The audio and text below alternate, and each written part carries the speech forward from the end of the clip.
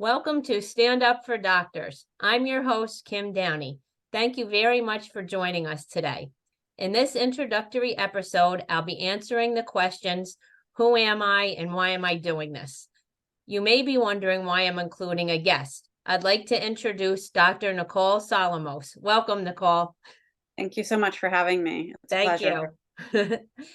When I shared my KevinMD tribute article to my radiologist on LinkedIn, Nicole commented that Dr. Sferlazza had been her radiologist too.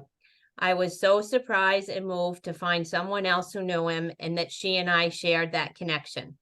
Nicole and I spoke briefly for the first time just a week ago.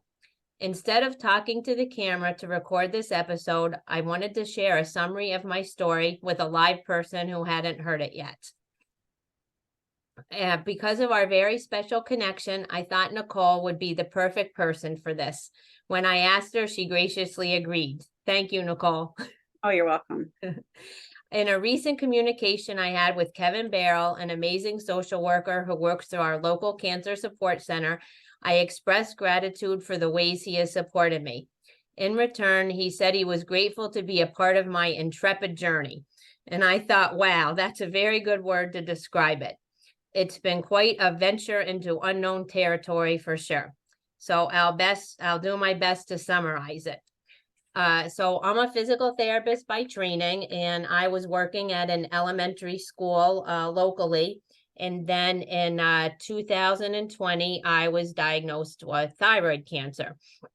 And I had surgery, and incidentally, 3 of my parathyroids were removed during that time, and the 4th one never kicked in, and that caused a series of complications with calcium regulation and kidney function.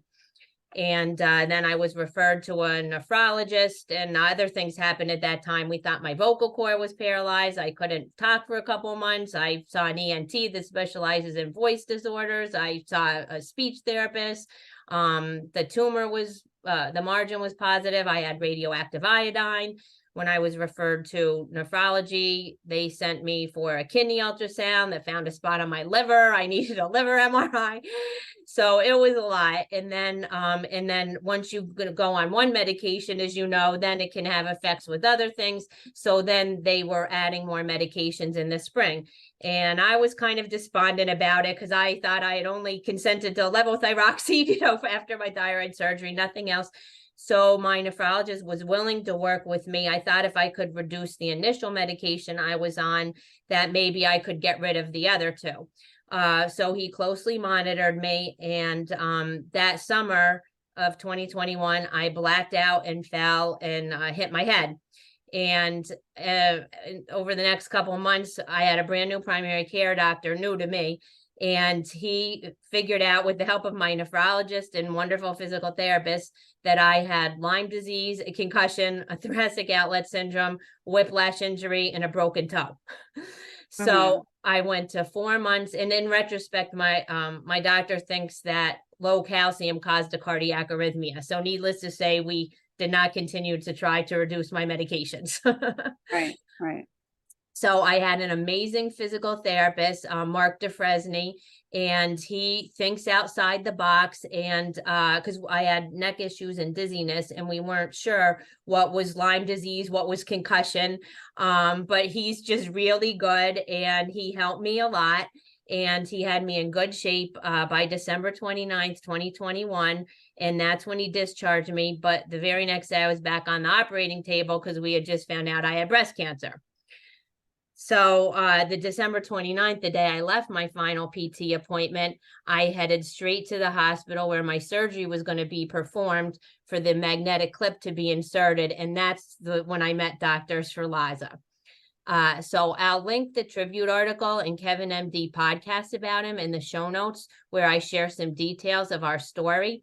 And each of our interactions in person and by phone were unusual.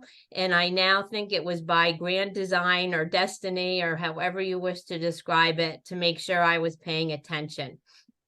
So on that day in particular, he faced the Herculean task of getting the mag seed exactly where it needed to be when the tumor had only ever been visualized by MRI most had been taken out during the biopsy, and the metal clip inserted the day of the biopsy was significantly displaced, and he had only a mammogram and ultrasound at his disposal. And he told me before I left that it was the most difficult mag seed placement he had ever performed in his 30 years as a breast radiologist. But he got the job done, and my surgeon, Dr. Andrew Ashikari, he's a wonderful surgeon and a wonderful person. He later said that it was looking for a needle in a haystack. So I was very grateful to both of them. I sent them thank you notes, and that was the first time I sent all my doctors thank you notes, because by then I had a group of doctors. I knew things, were difficult, and I just wanted them all to know that I appreciated them. So then I went through a month of radiation from February to March, but that April I needed another MRI because there had been an initial finding on each side, but the day of the biopsy, she couldn't see anything on the left. So I had another MRI in April, and unfortunately for me, that was cancer too. So I had to go through all this all over again. So on June 1st, I believe it was, I saw Dr. Sferlazza again, and here he was tasked with, inserting a mag seed on the other side. And when I showed up, he stood in the doorway, and he, tipped his head, and he said my name, and I got a little tear, and I says, I just don't want to do all this all over again, because it was like my third bout of cancer in like a year and a half or something. And he goes, you need a hug, right? And he came over and he gave me a hug. And then he did what needed to be done. And then he called me over. He says, you have to come, see my screen. You won't believe this. So he had gotten the magnetic clip to pierce the metal clip. And I guess that never happens. And later, Dr. Ashikari had said that was like threading a needle when you can't even see the needle. So he just couldn't believe. He says he had to check different angles. He couldn't believe he did it. And before I left that day, he's like, you need another hug. And he was just so nice. So, I left, and then I had the surgery and got clear margins again. So I sent Dr. Ashikari and Dr. Sferlazza a second round of thank you notes, so they know how much I appreciated them, and I was grateful for the clear margins. So then I was sitting at the beach shortly after that, and my phone rings, and it was Dr. Sferlazza actually called to thank me for my thank you note. And one of the lines he read back to me, I had said that I understand that the excessive demands placed on physicians today has become an immense burden, and I thanked him for continuing to practice. And again, I told him how much I appreciate him. And he kind of whispered that line back about, the excessive demands, immense burden. And he says, that's exactly what it feels like. And he thanked me. He says, patients like you are the reason I continue to do this. I'm sorry you're going through all this, but I'm looking forward to seeing you again. Because he knew now I need mammogram and ultrasound in the spring. So insurance will pay for an MRI, whatever, mammogram and ultrasound in the fall. So they'll pay for an MRI in the spring. So anyway, so then I went through another month of radiation in that August. And then on October 4th was the day I was going for the routine mammogram and ultrasound. So I said to my husband before I left, I said, after 2 years, because I'm not even telling you everything, it was one thing after another. It was just like constant for 2 years. And I kept thinking one more thing and then I'll be done. And, and I just wanted to get back to like my regular life, right? But now this is a different kind of regular life with like doctors and scans and medications and blood work and all that. Yeah. So I said to him, I says he shouldn't find anything today. I says, I just had the surgery on either side and all that radiation. I'm like, if he finds something now, I'm really in trouble. And I said that tongue in cheek, and nobody enjoys going for a mammogram, but I was looking forward to seeing him. So I showed up, and I decided to use the restroom. So I went through the glass doors, and there was a guy standing there. And again, this is a time of COVID, so I never met any of my doctors without a mask, right? And this guy said, oh, you're back again already. And I was confused because I said, wait, I says, you're not Dr. Sferlazza. So it turns out he thought I was somebody else because, of course, I was wearing a mask too.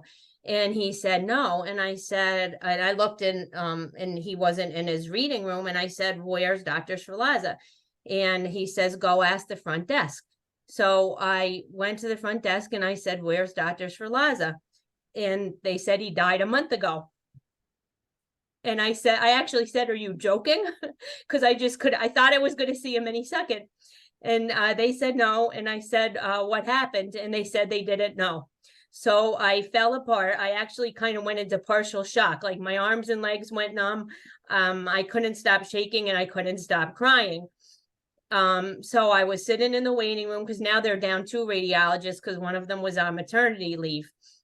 And I finally said, is there anywhere else I could go? Because I just could not stop crying. And they didn't have a separate room, but they put a chair in between the rooms for me. So I wasn't in the main waiting room. And anyway, so I ended up being there for 2 hours because they did find something else and they needed to do another mammogram. And that that poor radiologist that day had to tell me that had a moderate risk for cancer too, and that I was going to need another biopsy. So in the end, that one wasn't cancer, but I remember thinking while I was there, like if she had told me I only had a week to live, I wouldn't have been any more upset than I already was. And I do have permission to share that he died by suicide. And of course, I made sure that you knew that before this conversation. Yes. But it's important to know because it's the reason that I'm doing this. So I feel since I have permission to share that it's important to say it. And Dr. Sferlazza's death has had a profound impact on me. It feels like he changed my whole life. And that spring, I had come across KevinMD's site for the first time, and I had started reading all the articles every day, and I became concerned about physician wellness. I spent the next 17 months trying to make an inroads with my local healthcare system, trying to find ways to support doctors. And it was just Dr. Sferlazza's death felt like one of my worst nightmares come true. It's like most of the times your worst nightmares don't come true, but sometimes they do. And it was also a disenfranchised grief. And Kevin Barrow later shared that term with me because typically you grieve death with family and friends who are also experiencing the pain of loss. But no one in my life except Dr. Ashikari had ever met him. And it was a very lonely kind of grief. Right. And I've since been wonderfully blessed to meet his wife, Rose, through a series of coincidences. We feel like we were meant to meet. And we become good friends, and she's truly an incredible person. I just love her. And also that spring, thanks to God or destiny or whoever or whatever, I had come across the relatively new blog of Dr. Michael Hirsch. He's a GI doctor in Chicago who is also a coach for physicians. And I'll be having him on as a guest very soon. And more of our story will be shared then, though it's integral to this story. So I will share that I loved his blog posts. They really resonated with me. I started going to his website every Wednesday when he dropped a new one. And that December, it had been a couple months since finding out about Dr. Sferlazza's death. Michael shared a post that he was celebrating his year of blogging. So I decided, but back then I was only on Facebook. So I sent this Better Physician Life Coaching Facebook message just to let him know how much his blog post, resonated with me. I had used a couple of his devotions for my women's fellowship group. And anyway, he sent me the nicest message back and we started communicating. And I was upset about, Dr. Sferlazza. I asked if I could, tell him the story, like as a coaching session. He agreed. And then we also started a coaching session shortly after that. And around February, he knew I was, still upset about Dr. Sferlazza. So he suggested that I just write something down. So I took a whole day and I wrote the story out. And he himself had already submitted a couple articles to KevinMD and had them published and done a couple podcasts. And he told me that he thought it was very well written and that I should submit it to KevinMD. So that kind of surprised me because I didn't consider myself a writer and I had been reading the KevinMD, almost a year at that point, and it never crossed my mind that I would be submitting an article myself. So he helped me edit it, and I submitted it, and it was accepted, and I had shared it with his wife before I submitted it. I wanted her approval, and she said, yes, the people need to know what a great caring radiologist he was. So then I was like, well, then everybody's going to know. And I also agreed to do a podcast, and that was how it started. And then, so since then, I've submitted at least 10 articles, KevinMD, at least 8 have been published so far. A couple will be coming up very soon. And I've done a number of podcasts. And now my latest articles are all collaborations with other physicians. And that's how that all started. And during this time, unfortunately for me also, I lost 3 of my good friends to cancer. And 2 of them had the cancers that I had. So I basically want to do as much good as I can, while I'm here. And when I speak with doctors who have struggled, and they talk about having to, they say, do the work. And since you're a coach, right, that's how when you say do the work, like to get to the other side of burnout, or when you're struggling, that I can relate. And I haven't shared all the details of my story here. There were many things I had to process and accept, and it wasn't easy. And I had to go on one of those deep inner journeys, I think, for the first time in my life. And I thought it took way too long, because patience is not one of my greatest virtues. So it probably has taken me like a couple years. And I read a lot of books, participate in a women's fellowship group through my church, and they were so wonderful. And conversations with family and friends, and Ann's Place, our local cancer support center, and of course, coaching. And now more recently this year, the doctors on LinkedIn, everything has helped. Mhm. And I'm in a better place now. And I can say that I even feel like all that had to happen for all this to happen. And now I say, because before all this happened, I joked that I wasn't walking around thinking about doctors any more than you all are walking around thinking about physical therapists. And it's like, until you need one. Right. That's And true. yeah, right. Yeah. Because I need one right now, and I'm going to physical therapy, but Right. And even you could take somebody with a knee replacement, try recovering from that without a physical therapist, right? yeah, yeah, all of it. Yeah. And So yeah. So yeah. now I say that I've treated a caseloads of patients to worry about for a caseload of doctors. And it might sound funny, but it's true. And I don't think spending my time doing anything else would be more rewarding. I've met so many incredible physicians, not to mention my own, whom I wouldn't trade for $1 million. And with the physicians I've come to know, it feels like we're supporting each other. It's the doctors who share their thoughts and ideas about how I can best do this work of supporting doctors. And then I, in turn, listen to them and try to figure out ways to support them. And I thank them, and they thank me. And I'm just so grateful for every single one of you. And it's all been beautiful to witness. It fills my whole heart. Mhm. So I think that's probably the best I could summarize it. And so I hope that successfully illustrates who I am and why I'm doing this. Certainly it does. And Okay.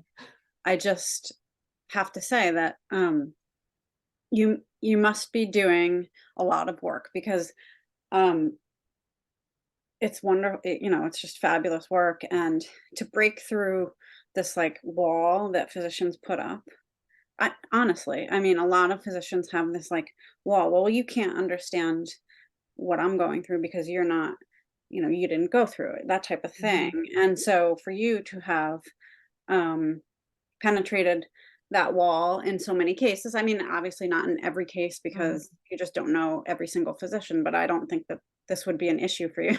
I think that you have a way. You've done the work.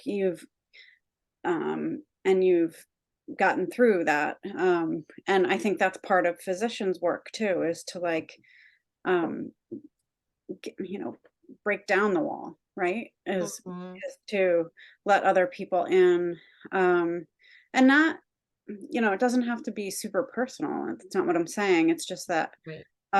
we have our defenses up. A Mhm. lot of times that contributes to our struggle. I mean, I'm not going to tell you that it's not, that wouldn't solve the whole thing, but but I think that's a large portion of it, or it can be. And so to be able to get through that is truly amazing, and a testament to you and your perseverance and just your caring. And perseverance sounds too hard, but like Mhm. just your willingness to do the work and get through, because sometimes it can be difficult Mm. to break through that wall. Right. Well, thank you very much for saying that. And we can actually dive into that a little deeper because our next episode will feature you. And Right. so we can speak a little more to that then. And I also think some of it is people know if you're like honest and sincere. And I think a lot of times they haven't felt supported or feel like patients don't understand. And me as a healthcare professional, I feel like I understand it from all angles. Like a lot of the things I experienced myself Mhm. as a physical therapist, when we switched to EMR and, and the burnout and the moral injury, the frustrations, the loss of autonomy, I could give my own examples. So Right. I feel like I understand, and I think that they can understand that I understand and know that I'm genuine, and I think that helps. Yes. Well, it does. So yeah, well, thank you. So one thing I'll add is here, since it's an introductory episode, is the meaning behind the title "Stand Up for Doctors." So I came up with that because as I'm interviewing a lot of doctors, the stand up doctors, that's I want physicians to stand up and raise their voices. We need to hear from all of you, right? And we need to hear your stories. And then also, I'm going to be interviewing some patients as well. And of course, we're all patients. And also, even if patients are in the audience, we need to stand up for doctors. This Dr. Kathy Stepien has a phrase. She said, everyone wins when physicians are well, right? So we need to support. So doctors need to stand up for themselves and patients need to stand up for doctors. So that's how I came up with the title for my podcast. And okay, so you can find me on LinkedIn. Please click like and subscribe. I've got many great guests to come. And I just wanted to thank you again for joining me today, Nicole. I really appreciate that. I didn't feel like I could just share this story staring at a camera. So I appreciate you being willing to bear witness to that. So thank you It very was really my honor. Thank you so much. Okay, thanks. And I'd like to thank every person who has been a part of my intrepid journey thus far. Too many to name individually. And I've thanked each one in person or with a note. And I'd also like to extend special gratitude to Dr. Michael Hirsch, my physician coach. I wouldn't be doing any of this if it weren't for him. Through all of his kindness and wisdom, guidance, support, and humor. It's serious work, it's hard work, and we can have a great time too. And I have immense gratitude to Dr. Sferlazza, my irreplaceable radiologist. He showed up in my life for only a brief window of time when I needed him most. And he made a tremendous effort to connect with me, his patient, and bring humanness to my cancer treatment experience during a pandemic when physicians have been pushed to the brink with demands and expectations while he was struggling himself, unbeknownst to me. So I'll try to make as much good as I can come from this tragedy, and I'll continue to find the best ways to support physicians locally and more broadly, in part through my work with Medicine Forward. So I'll end by saying thank you, Dr. Sferlazza. You'll always have a special place in my heart. Thank you.